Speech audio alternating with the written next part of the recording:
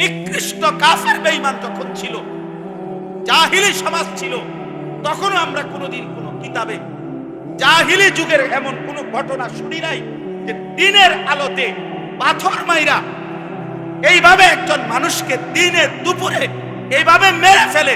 এত বড় নিকৃষ্ট জানোয়ার পৃথিবীর ইতিহাসে আর কখনো হয় নাই। এত বড় জানোয়ার, এত বড় কুত্তা পৃথিবীতে আর কোনোদিন জন্ম। হায় রে দল, হায় রে ক্ষমতা, হায় টাকা, হায় চাঁদা। টাকা এত দরকার হয়ে গেল।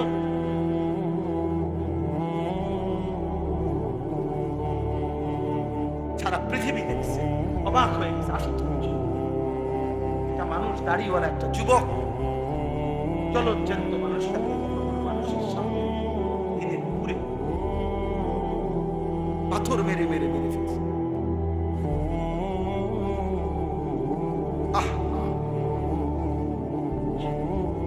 তাইলে ভাইয়া দল বিষয় না, এখানে মনুষ্যত্ব কোথায় গেল? ইনসানিয়ত কোথায় গেল? মানবতা কোথায় গেল? আজ সে আহত, আজ সে নিহত, আর তুমি সবসময় থাকবা অক্ষত। এর কি নিশ্চয়তা? আজ তার বোন দর্শিত, তার স্ত্রী পরকীয়া আসক্ত। আমার ঘর তোমার ঘর সবসময় থাকবে পবিত্র, সুরক্ষিত। তার কি নিশ্চয়? তার কি নিশ্চয়? দোস্ত আমার, বন্ধু আমার, বাবা আমার, প্রিয় সাথী আমার, নওজোয়ান, সবাই মিলে ভাবো আগামী পৃথিবী তোমরা বাঁচতে হবে, এই সমাজ নিয়ে তোমরা চলতে হবে। আরে তুমি থাকতে তো হইব, এই সমাজে বাঁচতে তো। তুমি তো সম্পূর্ণ নিজেকে আলাদা করলে জীবন চলবে না। সমাজবদ্ধ মানুষ না থাকলে মানুষের জীবন চলবে না, কারণ একা মানুষ সব কাজ সমাধান করতে পারে না। আমি চলতে হইলে আমার ড্রাইভার লাগবে, জীবন চলার পথে আমার দোকানদার লাগবে, কাস্টমার লাগবে, প্যাসেঞ্জার লাগবে। সমাজের মানুষ যদি কেউ উপার্জন না করে, কেউ কৃষি না করে, বিভিন্ন রকমের কাজে যদি বিভিন্ন জন জুড়ে না থাকে, একটা সমাজ অচল হয়ে যাবে। তাইলে এই সমাজ আমরা বাঁচতে হবে, এখানে আমরা বড় হইতে হবে, এখানে আমাদের সন্তানরা বড় হবে, এখানে তোমরাও আগামী দিনে এই যে কয়জন ছেলে পড়ছো, বাবা তোমাদের কাছে অনুরোধ করি, প্রিয় ভাই, তুমি একা হইলো ভাইবো আমার এই কথাটা। তুমি তো এই সমাজ থেকে আলাদা না। তাইলে এই সমাজের চারদিকে যদি ছেলে পেলে, নারী, পুরুষ, যুবক, যুবতী, সবাই যদি এরকম অসভ্যপনা, বেহায়াপনা, অস্থির হয়ে আর তোমরা মজা পাও, সবাই যদি যার যার জায়গায় খুশি হও যে মা সবাই মিলে দেখতেছ একে অপরের চেহারা, নামাজ নাই, সেজদা নাই, আল্লাহ নাই, খোদা নাই, পর্দা নাই, মুশিদা নাই, তো প্রিয় ভাই আগামী পৃথিবীতে তোমরা চলবা কেমনে? তোমরা বাঁচবা কেমনে? কেমনে বললে বুঝবে? কি ভাষায় বললে বুঝবে? কি ভাষা? এখানে যারা বাবা তাদের সন্তানে 9 বছরের বাচ্চা যদি নিরাপত্তা না থাকে, আমার সমাজ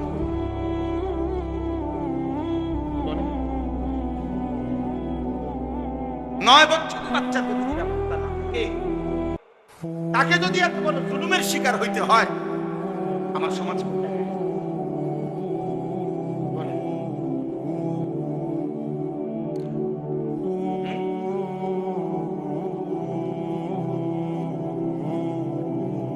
কথা নাই, বার্তা নাই। নিরীহ 2 জন ইমাম মুয়াজ্জিন, ওনাদেরই রিমান্ড হয়ে গেল, বাকি ঘটনা সব আলাদা হয়ে গেল। বুঝলেন? দুনিয়া না ধোকা দিবা, আখেরাত। আখেরাত আজকে না জুলুম করলা, আগামী দিনে আখেরাতে আড়াল করবে কেউ? এই জন্য আমি আমার কথা এতটুকু, প্রত্যেকের কাছে ছেলেরা বাবারা নিজের দিকে আরেকটু যত্নবান হও। ছেলেরা তোমরাও বাবা আরেকটু যত্নবান হও। এতটা বেনামাজি জিন্দেগি ভালো না, এতটা চরিত্রহীন জীবন প্রিয় ভাই ভালো। এত নারী, এত ছবি, এত উলঙ্গ দৃশ্য, এত বেহায়াপনা প্রিয় ভাইয়া সুখ আনবে না, স্বস্তি আনবে না, তৃপ্তি আনবে না। দিনের পর দিন তোমাদের অনেক ছেলে কোনদিন 5 ওয়াক্ত নামাজ পড়ো না, মুসলমানের বাচ্চা হয়ে প্রিয় সন্তান, এত মন্দ হওয়ার কথা না। এভাবে আল্লাহকে ভোলা ঠিক না, এভাবে আল্লাহর নাফরমানি করা উচিত না। আখিরাত তো পরের কথা, দুনিয়াতে তো শান্তি থাকা দরকার। দুনিয়াতে তো কোরআন কারীমের মধ্যে আছে, আল্লাহ তাআলা বলেন অমিনহুম মান ইয়াকুলু রব্বানা আতিনা ফিদ দুনিয়া হাসানা ওয়া ফিল আখিরাতি হাসানা ওয়া কিনা আযাবান নার। আল্লাহ বলেন আমার প্রিয় বান্দা তারা বলে, আল্লাহ আমাকে দুনিয়া সবটা দিয়েন না, আমাকে ওইটুকু দুনিয়া দেন যেটুকু হাসানা, যেটুকু পবিত্র, যেটা হালাল, যেটা বৈধ, যেটা উত্তম, যেটা আপনার মর্জি মতো, আমাকে সেই দুনিয়া দেন। আমাকে আখিরাতটাও যেটা দিবেন উত্তম দিবেন, জাহান্নামের আযাব থেকে মুক্ত করে দিয়েন। আল্লাহ তাআলা বলেন যে বান্দা আমার পবিত্র দুনিয়া চায়, পবিত্র আখিরাত চায়, জাহান্নাম থেকে মুক্তি চায়, খোদার কসম আল্লাহ বলছে উলাইকা লাহুম নাসীবুম মিম্মা কাসাবু, আমার এই বান্দা 24 ঘন্টা যা করবে দুনিয়ায় আমি সবটার বিনিময় আখিরাতে তারে বুঝাই দেব। পয়সা যেটা দিল নেকি দেব, পরে বাজার করলো নেকি, ওই ব্যবসা করলো নেকি দেব, ও স্বামী স্ত্রী মিলন করলো নেকি দেব, ও সন্তানাদি লাভ করলো নেকি। উলাইকা লাহুম নাসীবুম মিম্মা কাসাবু, সে যা অর্জন করবে আমি সবটার প্রতিদান দেব। কারণ সে আমার কাছে চাইছে ব্যবসা হোক, বাজার হোক, সংসার হোক, স্ত্রী হোক, সন্তান হোক, জীবনে আমার কাছে সে পবিত্রতা চাইছে, হালাল চাইছে, হালাল চাইছে। ফামিনান নাসি মান ইয়াকুলু রব্বানা আতিনা ফিদ দুনিয়া ওয়া মা লাহু ফিল আখিরাতি মিন খালাক। রব্বুল আলামিন বলেন আর যেই মানুষটা বলে যে আল্লাহ আমারে যা দিবেন শুধু দুনিয়ায় দেন। অনেক মানুষ যে শুধু দুনিয়াই চায়, হালাল হারামের দরকার নাই। হুজুর 100 টাকা দিছি, দোয়া করে দেন আমার ব্যবসাটার মধ্যে আল্লাহ যেন বরকত দেয়। এখন ব্যবসার পদ্ধতি কি হালাল না হারাম? পণ্যটা কি হালাল না হারাম? বেচা কিনার সিস্টেমটা কি হালাল না হারাম? মালিকের লগে, কোম্পানির লগে চুক্তি যে হইতেছে, টাকা যে সুদ করতেছে, কোনটা হালাল কোনটা হারাম এর কোনো চিন্তাও নাই, বাস বিচারের কোনো খবরও নাই, শরীয়ত মাসআলা জানার কোনো প্রয়োজনও নাই। শুধু দাবি একটাই, হুজুর দোয়া কইরা দেন আমি যেমনে ব্যবসা করতেছি আল্লাহ যেন আমারে এমনি বরকত দিয়ে দেন। শেষ করে আমনে তো হালাল হারাম তো আইয়েন, আমার কি দরকার? লাভ দরকার। লাভ বললাম 100 টাকা আপনি আল্লাহরে বলে দেন 100 টাকা দিয়া আল্লাহ যেন আমার ব্যবসা কি দিয়া দেন। আমাদের একজন বড় বুজুর্গ আছেন ঢাকার, হযরত মাওলানা আবুল বাশার সাইফুল ইসলাম, অনেক বড় বড় আলেম।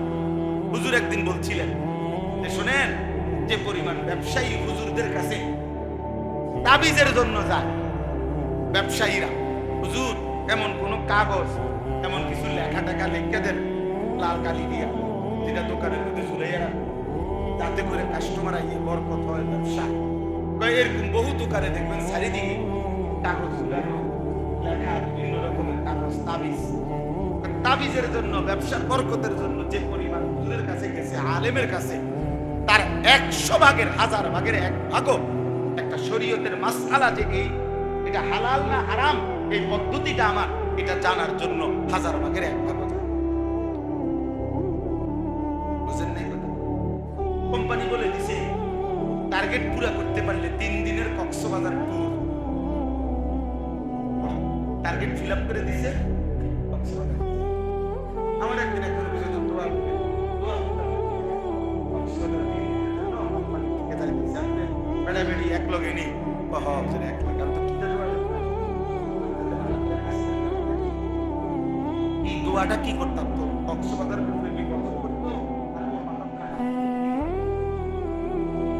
আপনি বলেন না তার লাগে কি দোয়া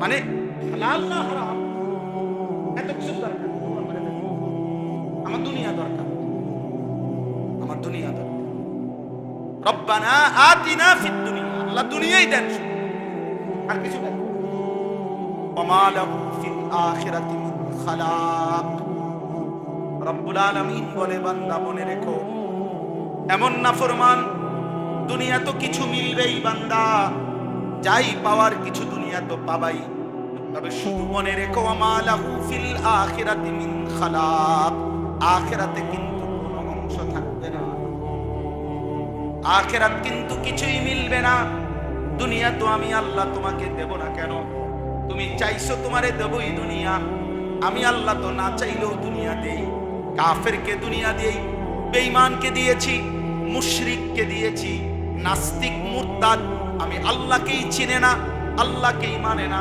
আল্লাহকেই বলতে কিছু স্বীকার করে না এমন বেঈমানকেও তো আমি আল্লাহ দুনিয়া দিয়েছি তোমাকে দেব না কেন বাতে না খাইবা না এটা তো আমি কুত্তারও খাওয়াই জানোয়ারকেও খাওয়াই হ্যাঁ দুনিয়া তো আমি জানোয়ারকেও দেই বেটা তোরে দিতাম না তা নে বেটা আর কি তা বাতে না দুগা আর কি খাবি না বিল্ডিং আরে বিল্ডিং তো ইউরোপ আমেরিকার মধ্যে কুকুর শুকর ওরা যেখানে ফার্মে পালে কুত্তা শুকর ওইগুলোও তো বিল্ডিং এ থাকে এসি রুমে থাকে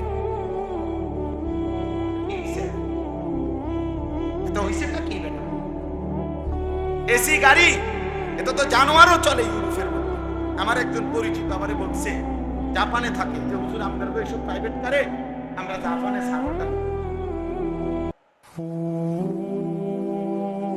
ছাগল টানে ছাগল আমি যদি বলি ভাই সব বক্তা জানেন তো প্রাইভেট কারে আসছে ছোটখাটো বক্তা মনে করেন না আরেক থেকে ওই হুজুর প্রাইভেট কারে ছাগল টানে মানে এটার মধ্যে কি এটা তো জানোয়ারও চলে এজন্য দোস্ত দুনিয়া মিলে যাওয়া দুনিয়ায় ভালো থাকা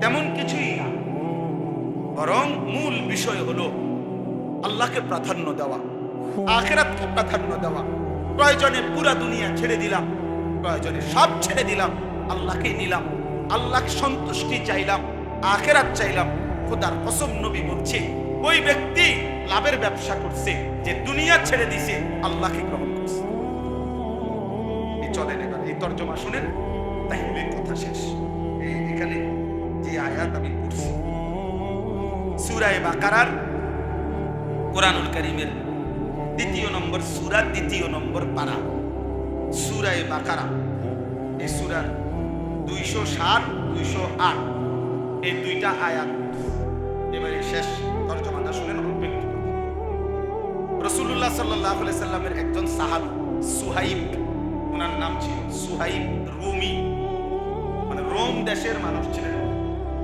তো উনি ইসলাম পূর্ব যুগেই মক্কায় এসে বসবাস করছিলেন এবং মক্কায় এসে ব্যবসা করতেন ব্যবসা করতে করতে একটা পর্যায়ে উনি মক্কার একজন বিশিষ্ট ব্যবসায়ী ধনাঢ্য ব্যবসায়ী হয়েছিলেন সুহাইব রুমি ওনার নাম তো রাসূলুল্লাহ সাল্লাল্লাহু আলাইহি ওয়াসাল্লামের হাতে এক পর্যায়ে উনি কালেমা গ্রহণ করছেন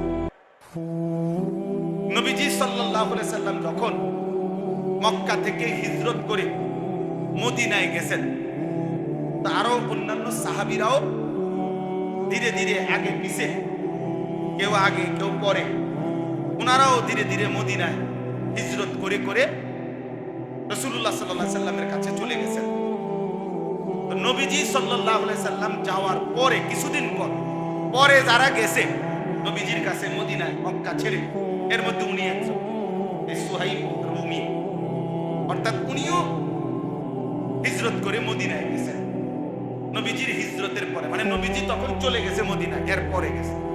তো যেদিন উনি মক্কা থেকে হিজরত করে গোপনে মদিনার উদ্দেশ্যে রওনা দিছে, ওই দিন কিছু দূর যাওয়ার পরে মক্কার কুরাইশরা খবর পাইয়া ওনারে ঘেরাও করে ফেলছে, আটকাইয়া ফেলছে আর কি, যাইতে দিবে না মদিনা।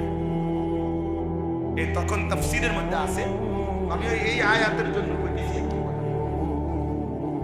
তো তাফসীরের মধ্যে আছে এই সাহাবী উনি একজন তীরন্দাজ সাহাবী ছিল, মানে সাহাবীদের মধ্যে সবচেয়ে বেশি তীর ছুটতে পারতেন, কাফেরদের তীরন্দাজ উনি একজন পারদর্শী ছিল। তো ওনার কাঁধের মধ্যে যে ধনুক তীর ছিল, উনি কাফের কুরাইশদেরকে দেখাইয়া বলছে, দেখো তোমরা সবাই জানো আমি মক্কার সেরা তীরন্দাজদের একজন, কাজেই ইচ্ছা করলেই তোমরা আমার কাছে এখন আসতে পারবা না। আমি যতক্ষণ পর্যন্ত আমার কাছে তীর আছে ততক্ষণ আমি একজন একজন করে গাইতে লাগলাম। হ্যাঁ, কাজে আমার কাছে আসতে পারতাম। এরপরে যদি আমার তীর শেষ হয়ে যায়, এরপরে আমার কোমরে তরবারি আছে, এটা আমি তরবারি চালনা তো অভিজ্ঞ, তোমরা জানো। এরপরে আমি তরবারি দিয়ে তোমাদের সাথে যুদ্ধ করব, সেখানেও তোমাদের বহুলোক হতাহত হবে। হ্যাঁ, এরপরে যদি তোমরা আমারে ধরতে পারো, কাজেই এত অল্পতেই আমারে তোমরা ধরতে পারবা, আটকাইতে পারতা না, তোমাদের অনেক ক্ষতি হবে। কিন্তু এই কথাটা শুনে, কিন্তু আমি তোমাদের কাছে একটা প্রস্তাব দিচ্ছি, আমি জানি তোমরা আমারে কেন আটকাইছো, অন্য অনেকেই চলে গেছে, তারে আটকাও নাই, আমারে আটকাইছো তোমরা, আমি জানি। কারণ তোমরা জানো যে আমি মক্কার ধনাঢ্য ব্যক্তিদের একজন, আমার কাছে অনেক সম্পদ আছে, স্বর্ণ রৌপ্য আছে, এটা তোমরা জানো, আমি জানি। এই জন্য তোমরা আমার আটকাইছো। আমি জানি তোমাদের মূল লোভ সম্পদের প্রতি, অতএব আমার যত সম্পত্তি আছে, যেখানে যেখানে আমি রেখে আসছিলাম, এখন আমি সব বলে দিচ্ছি, তোমরা সব শুনিয়ে নাও। বিনিময়ে শুধু আমারে একা আমার আকা, আমি যার জন্য যাচ্ছি, আমার সেই প্রিয় বন্ধু আমার রাসূলের কাছে যাইতে দাও। আমারে বাধা দিও, আমারে আমার কাছে, আমার নবীর কাছে আমারে যাইতে দাও। আমি কিচ্ছু দেব না, সব দিয়ে দিলাম, সব জানাই দিলাম, তোমরা আমারে ছেড়ে দাও। স্বাভাবিকভাবে আমারে ধরতার তারা, তোমরা হতাহত হইবা, এটাও করো না, আর সম্পদও আমি নেব না। তাফসীরের মধ্যে আছে মক্কার কুরাইশরা বলছে, তুমি ঘোড়া যেটা নিয়ে রওনা দিচ্ছ এটাও দিয়ে নিতে হবে, শুধু গায়ের পোশাক ছাড়া আর কিছু নিতে পারবে না।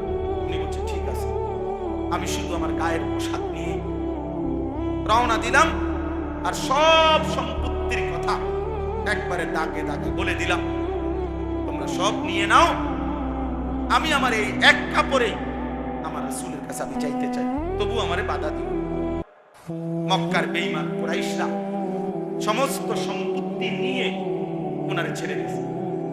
উনি একা এক কাপড়ে এই লম্বা পথ, দীর্ঘ পথ সফর করে আল্লাহ নবী সাল্লাল্লাহু আলাইহি ওয়াসাল্লামের কাছে মদিনায় পৌঁছা নবীজি সাল্লাল্লাহু আলাইহি ওয়াসাল্লামের দরবারে বসে এই পুরো ঘটনা শুনেছে।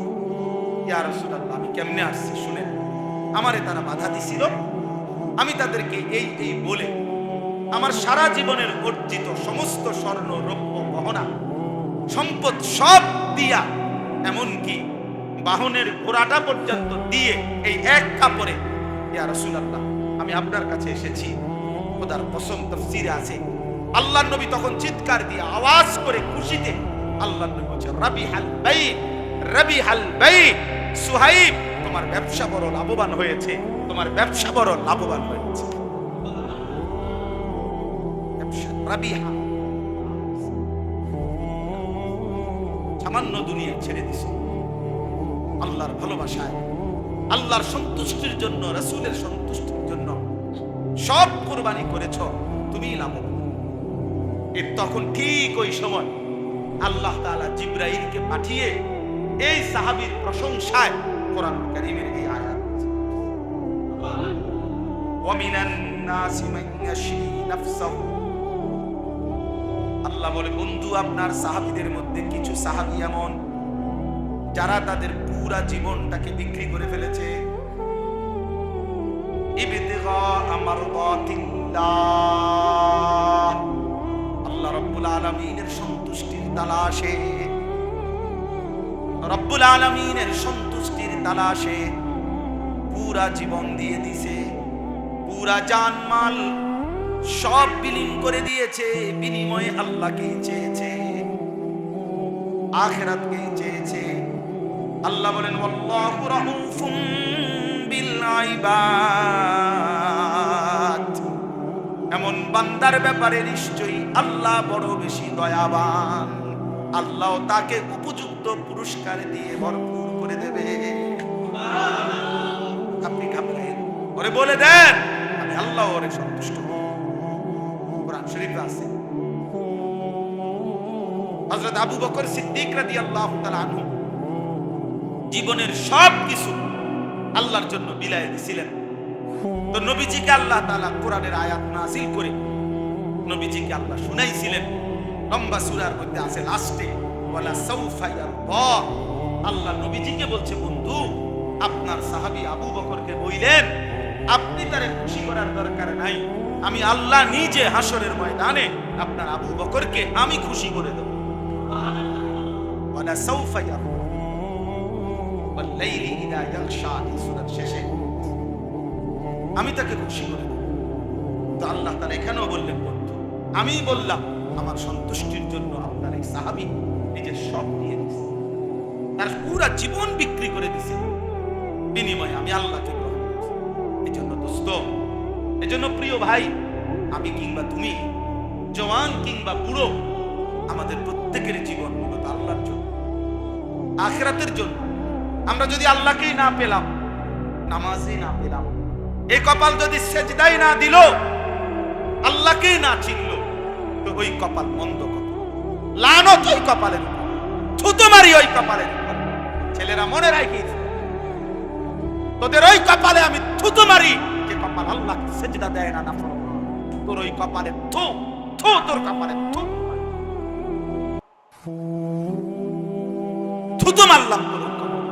ভাত খাস, খাবে শুধু ঘুম যাস, পেশাব পায়খানা করস, রাস্তা জানোয়ারের দিকেও তাকাইস, ওই জানোয়ারও খায় আর ঘুমায়, পেশাব পায়খানা।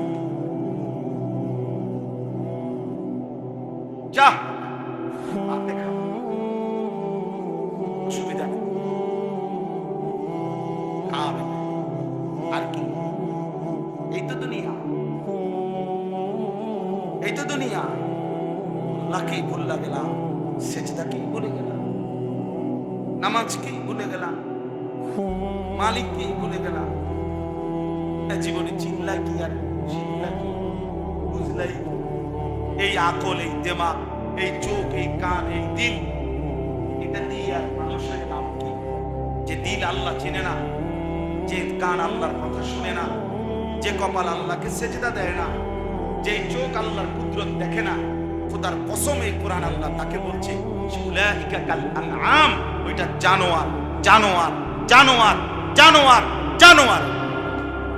আল্লাহ বলে যদি কোনো কথা কয় তো তারে কবি বালহুম আদাল, না না তুই জানোয়ারের চাইতে নিকৃষ্ট। যদি গাড় ফাঁক দেয় কবি তুই জানোয়ার।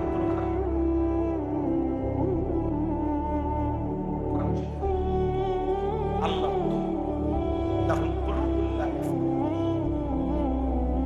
দিল আছে বুঝে না, চোখ আছে দেখে না, কান আছে শোনে না, সেটা আল্লাহ বুঝতে। একটা ছেলেই বলতো, একজন, তাইলেও আমাদের কষ্ট সার্থক হচ্ছে।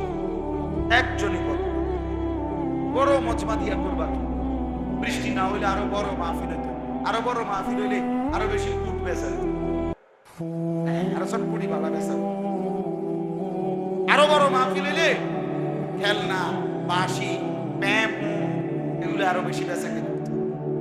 এই তো মানে আরো বড় মাহফিল, 50,000 লোক দিয়ে কি হবে? হেদায়েতের জন্য 50,000 আসমানওয়ালা গ্রহণ করলে সামান্য বালুও দাম। আসমানওয়ালা গ্রহণ না করলে পাহাড়ও ভেঙে ভেঙে বালু হয়ে যাবে। আল্লাহ আমাদেরকে বুঝতে হবে। অতএব সর্বশেষ কথা হলো আল্লাহ বলেন, ইয়া আইয়ুহাল্লাযীনা আমানু দুখুলু ফিস-সিলমি কাফা।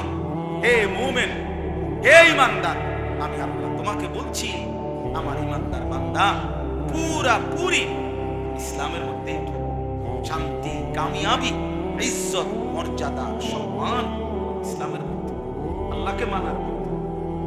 আমরা কিতাবে পড়ছি হযরত ওমর রাদিয়াল্লাহু তাআলা আনহু মিম্বরে বসে, ওমর যখন অর্ধ পৃথিবীর বাদশাহ খলিফা, তখন তিনি বলতেন সাহাবীদেরকে, যে সাহাবারা, ভাইয়ারা, যে বন্ধুরা শোনো, আমি সেই ওমর, ইসলাম পূর্ব যুগে যে একজন মহিলার বকরি চড়াইতাম ভাড়ায়, পারিশ্রমিকে একটা মহিলার ছাগল বকরি চড়াইতাম। আমি এত বোকা ছিলাম যে কোনোদিন ওই মহিলার বকরিগুলা সন্ধ্যাবেলায় কুইন্না, যতটা সকালে নিছিলাম ততটা বিকালে আইসা কুইন্না বুঝাইয়া দিতে পারতাম না। বকরি ডেলি হারাই দিতাম। কয়টা ছাগল কুইন্না ঠিক করে কয়টা নিছিলাম, কয়টা ফিরে এটা আমি পারতাম। আমি এত বোকা ছিলাম, ছাগলটা কুইন্না রাখতে পারতাম। সেই ওমর, ইসলাম আমাকে এতটা ইজ্জত দিছে, আজ আমি আদা জাহানের বাদশাহ।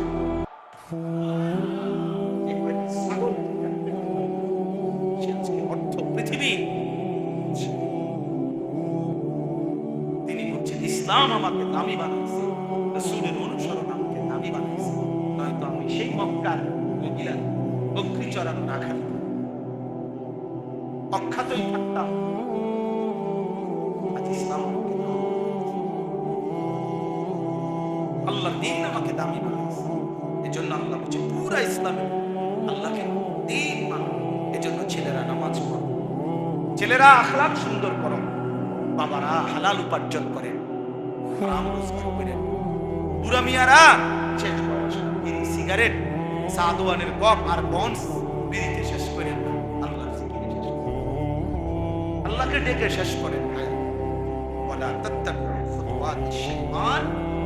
আল্লাহ তাআলা বলেন, কোনোভাবেই শয়তানের পথ, শয়তানের কদম অনুসরণ করো না। প্রতিটা গুনাহ শয়তানের পথ, সেখানে যেও না। ইন্নাহু লাকুম আদুউম মুবিন। আর কিছু নাই। ওয়ামা লাহু ফিল আখিরাতি মিন খালাক। রব্বুল আলামিন বলে, বান্দা মনে রেখো, এমন নাফরমান দুনিয়া তো কিছু মিলবেই বান্দা, যাই পাওয়ার কিছু দুনিয়া তো পাবাই, তবে শুধু মনে রেখো, ওয়ামা লাহু ফিল আখিরাতি মিন খালাক। আখিরাতে কিন্তু কোনো অংশ থাকবে না, আখিরাত কিন্তু কিছুই মিলবে না। দুনিয়া তো আমি আল্লাহ তোমাকে দেব না কেন? তুমি চাইছো তোমারে দেবই দুনিয়া। আমি আল্লাহ তো না চাইলেও দুনিয়া দেই। কাফেরকে দুনিয়া দেই, বেঈমানকে দিয়েছি, মুশরিককে দিয়েছি, নাস্তিক মুরতাদ আমি আল্লাহকেই চিনে না, আল্লাহকেই মানে না, আল্লাহকেই বলতে কিছু স্বীকার করে না, এমন বেঈমানকেও তো আমি আল্লাহ দুনিয়া দিয়েছি। তোমাকে দেব না কেন? মাতে না খাইবা না, এটা তো আমি কুত্তারও খাওয়াই, জানোয়ারকেও খাওয়াই। হ্যাঁ, দুনিয়া তো আমি জানোয়ারকেও দেই, বেটা তোরে দিতাম না, নে বেটা। আর কি তা বাতে না দুগা, আর কি খাবিয়ে না। বিল্ডিং, আরে বিল্ডিং তো ইউরোপ আমেরিকার মধ্যে কুকুর শুকর মারা যেখানে ফার্মে পালে, কুত্তা শুকর ওইগুলোও তো বিল্ডিং এ থাকে, এসি রুমে থাকে।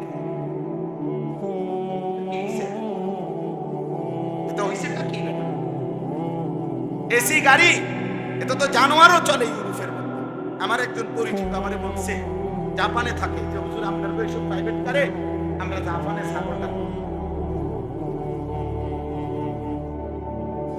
ছাগলটা ছাগল।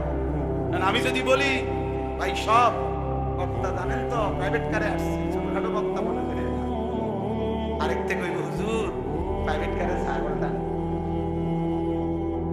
বেটা দিই, মানে এটা কি এটা তো জানোয়ারও চলে। এজন্য দোস্ত, দুনিয়া মিলে যাওয়া, দুনিয়ায় ভালো থাকা, তখন কিছুই তেমন কিছুই না, বরং মূল বিষয় হলো আল্লাহকে প্রাধান্য দেওয়া, আখিরাতকে প্রাধান্য দেওয়া। প্রয়োজনে পুরা দুনিয়া ছেড়ে দিলাম, প্রয়োজনে সব ছেড়ে দিলাম, আল্লাহকে নিলাম, আল্লাহ সন্তুষ্টি চাইলাম, আখিরাত চাইলাম। খোদার কসম নবী বলছে ওই ব্যক্তি লাভের ব্যবসা করছে যে দুনিয়া ছেড়ে দিছে, আল্লাহকে গ্রহণ করছে। এই চলেন এবার এই তর্জমা শুনেন, তাইলে কথা শেষ। এখানে যে আয়াত আমি পড়ছি সূরা বাকারার কোরআনুল কারীমের ২য় নম্বর সূরা, ২য় নম্বর পারা, সূরা বাকারা। এই সূরার ২০৭, ২০৮ এই দুইটা আয়াত। এবারে শেষ তরজমাটা শুনেন। রাসূলুল্লাহ সাল্লাল্লাহু আলাইহি সাল্লামের একজন সাহাবী সুহাইব, ওনার নাম ছিল সুহাইব রুমি, মানে রোম দেশের মানুষ ছিলেন। তো উনি ইসলাম পূর্ব যুগেই মক্কায় এসে বসবাস করছিলেন এবং মক্কায় এসে ব্যবসা করতেন। ব্যবসা করতে করতে একটা পর্যায়ে উনি মক্কার একজন বিশিষ্ট ব্যবসায়ী, ধনাঢ্য ব্যবসায়ী হয়েছিলেন, সুহাইব রুমি ওনার নাম। তো রাসূলুল্লাহ সাল্লাল্লাহু আলাইহি ওয়াসাল্লামের হাতে এক পর্যায়ে উনি কালেমা গ্রহণ করছেন। নবীজি সাল্লাল্লাহু আলাইহি সাল্লাম যখন মক্কা থেকে হিজরত করে মদিনায় গেছেন, আরো অন্যান্য সাহাবীরাও ধীরে ধীরে আগে পিছে, কেউ আগে কেউ পরে, ওনারাও ধীরে ধীরে মদিনায় হিজরত করে করে রাসূলুল্লাহ সাল্লাল্লাহু আলাইহি সাল্লামের কাছে চলে গেছেন। তো নবীজি সাল্লাল্লাহু আলাইহি সাল্লাম যাওয়ার পরে কিছুদিন পরে যারা গেছে নবীজির কাছে মদিনায় মক্কা ছেড়ে, এর মধ্যে উনি একজন, এই সুহাইব রুমি, অর্থাৎ উনিও হিজরত করে মদিনায় গেছেন নবীজির হিজরতের পরে, মানে নবীজি তখন চলে গেছে মদিনা, এর পরে গেছে। তো যেদিন উনি মক্কা থেকে হিজরত করে গোপনে মদিনার উদ্দেশ্যে রওনা দিছে, ওই দিন কিছু দূর যাওয়ার পরে মক্কার কুরাইশরা খবর পাইয়া ওনারে ঘেরাও দিয়ে বলে আটকাইয়া ফেলছে, আর কি যাইতে দিবে না মদিনা। এই তখন তাফসীরের মধ্যে আছে, আমি এই আয়াতের জন্য কইতেছি।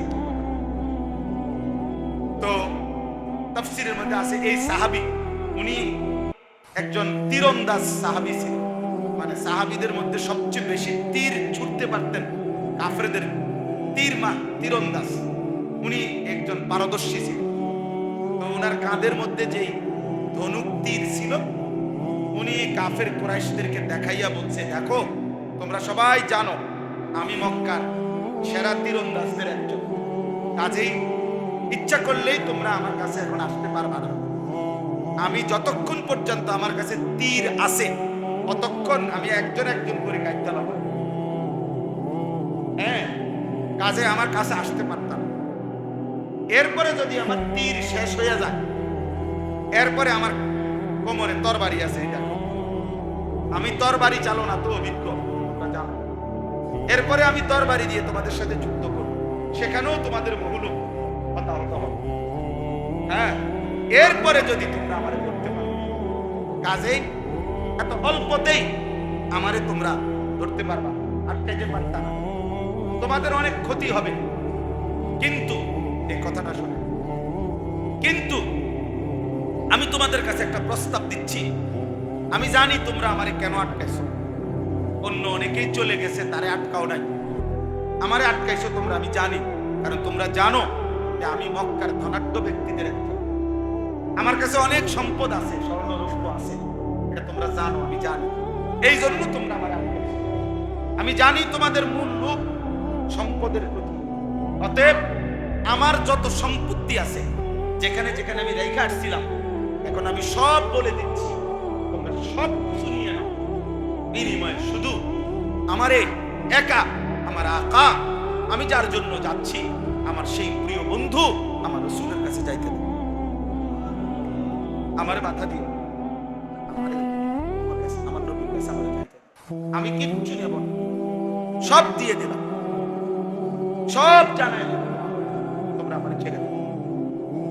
স্বাভাবিকভাবে আমারে ধরতে পারতা না, তোমরা হতাহত হইবা, এটাও করো না, আর সম্পদও আমি নেব না।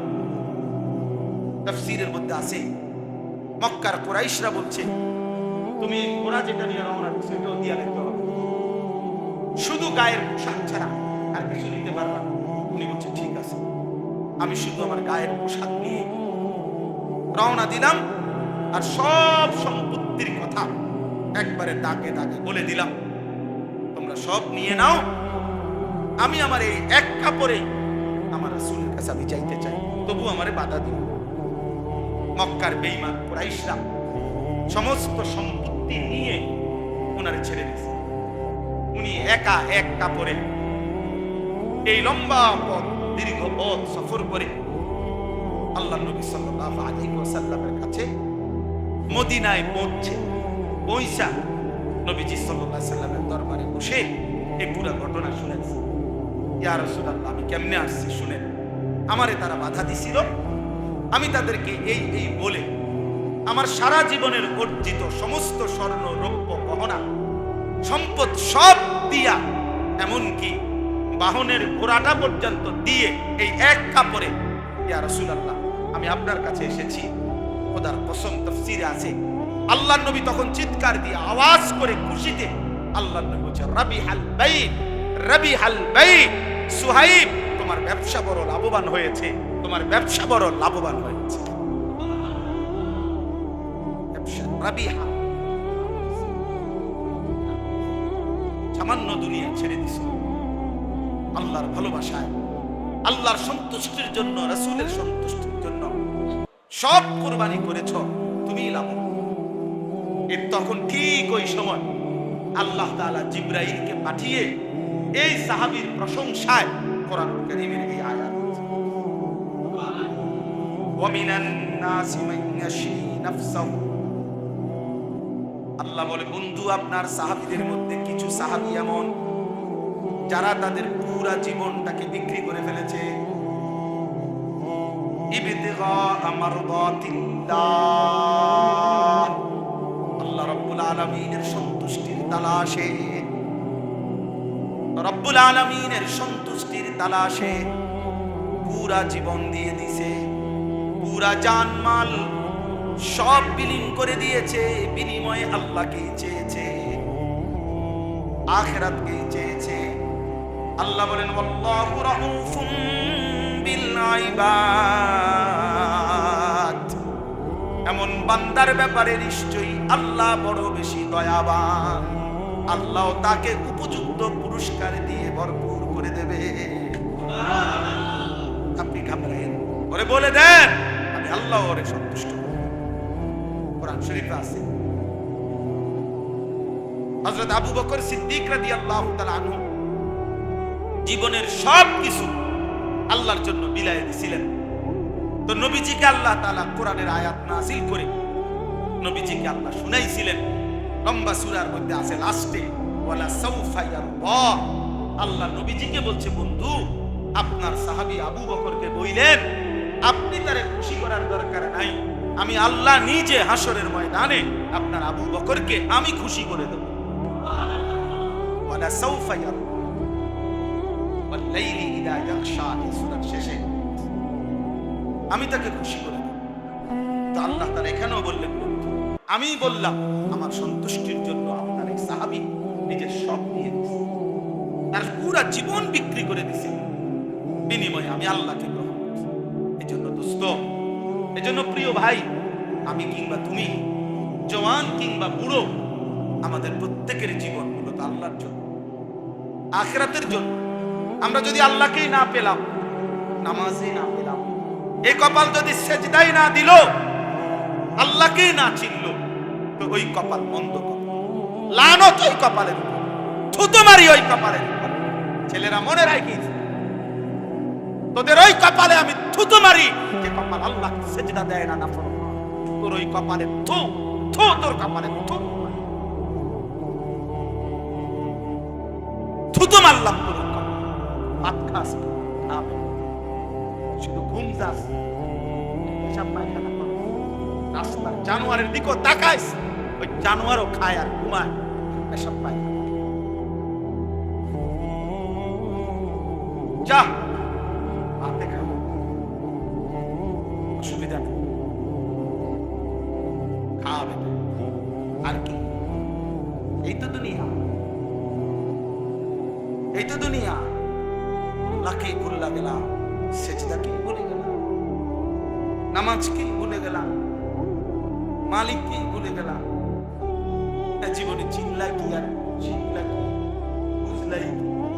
এই আকল, এই দেমাগ, এই চোখ, এই কান, এই দিল, এটা দিয়ে আর মানুষের লাভ কি?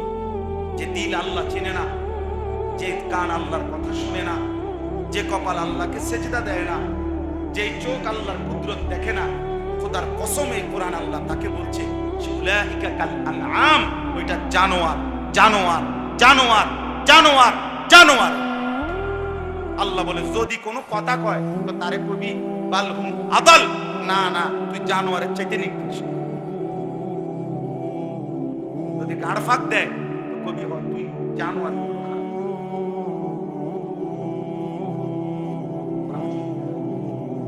আল্লাহ লাহুম কুলুবুন লা ইয়াফকাহুন,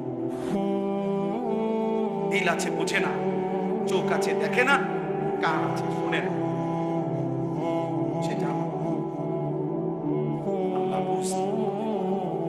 একটা ছেলেই বল, একজন, তাইলেও আমাদের কষ্ট সার্থক হচ্ছে। একজনই বল, বড় মজমা দিয়া করবা, বৃষ্টি না হইলে আরো বড় মাহফিল হইতো, আরো বড় মাহফিল হইলে আরো বেশি বুট বেচা হইতো, আরো চটপটি বালা বেচা হইতো, আরো বড় মাহফিল হইলে খেলনা, বাঁশি, প্যাপ এগুলো আরো বেশি বেচা খেতে হতো। এই তো মানে আরো বড় মাহফিল 50,000 লোক দিয়ে কি হবে? হেদায়েতের জন্য 50,000 মাত্র, এটা কোনো কথা? আসমানওয়ালা গ্রহণ করলে সামান্য বালু দাম, আসমানওয়ালা গ্রহণ না করলে পাহাড়ও ভেঙে ভেঙে বালু হয়ে যায়। আল্লাহ আমাদেরকে বুঝতে হবে। অতএব সর্বশেষ কথা হলো আল্লাহ বলেন ইয়া আইয়ুহাল্লাযীনা আমানু দুখুলু ফিস-সিলমি কাফা, হে মুমিন, হে ঈমানদার, আমি আল্লাহ তোমাকে বলছি আমার ঈমানদার বান্দা পুরাপুরি ইসলামের মধ্যে শান্তি, কামিয়াবি, ইজ্জত, মর্যাদা, সম্মান ইসলামের মধ্যে, আল্লাহকে মানার মধ্যে। আমরা কিতাবে পড়ছি হযরত ওমর রাদিয়াল্লাহু তাআলা আনহু মিম্বরে বসে, ওমর যখন অর্ধ পৃথিবীর বাদশা, খলিফা, তখন তিনি বলতেন সাহাবীদেরকে যে সাহাবারা, ভাইয়ারা, যে বন্ধুরা শোনো, আমি সেই ওমর ইসলাম পূর্ব যুগে যে একজন মহিলার বকরি চড়াইতাম ভাড়ায়, পারিশ্রমিকে একটা মহিলার ছাগল বকরি চড়াইতাম। আমি এত বোকা ছিলাম যে কোনোদিন ওই মহিলার বকরিগুলা সন্ধ্যাবেলায় গুইন্না, যতটা সকালে নিছিলাম ততটা বিকালে আইসা গুইন্না বুঝাইয়া দিতে পারতাম না। বকরি ডেলি হারাই যেতাম। কয়টা ছাগল গুইন্না ঠিক করে কয়টা নিছিলাম, কয়টা ফিরে এটা আমি পারতাম। আমি এত বোকা ছিলাম, ছাগলটা গুইন্না রাখতাম। সেই ওমর ইসলাম আমাকে এতটা ইজ্জত দিছে, আজ আমি আদা জাহানের বাদশাহ।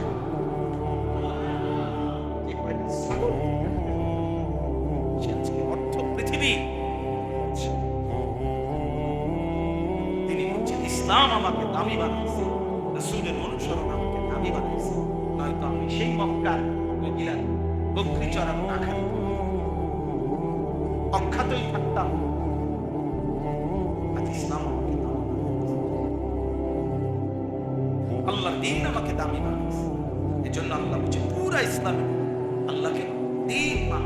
এজন্য ছেলেরা নামাজ পড়ো, ছেলেরা আখলাক সুন্দর করো, বাবারা হালাল উপার্জন করেন, হারাম রোজগার করেন, বুড়া মিয়ারা শেষ বয়স বিড়ি, সিগারেট, সাদওয়ানের কপ আর বন্স বিড়িতে শেষ করেন না, আল্লাহর জিকিরে শেষ করেন, আল্লাহকে ডেকে শেষ করেন। ভাইয়া ওয়ালা তাত্তাবিউ খুতুওয়াতিশ শাইতান, আল্লাহ তাআলা বলেন কোনোভাবেই শয়তানের পথ, শয়তানের কদম অনুসরণ করো না। প্রতিটা গুনাহই শয়তানের পথ, সেখানে যেও না। ইন্নাহু লাকুম আদুউম মুবিন।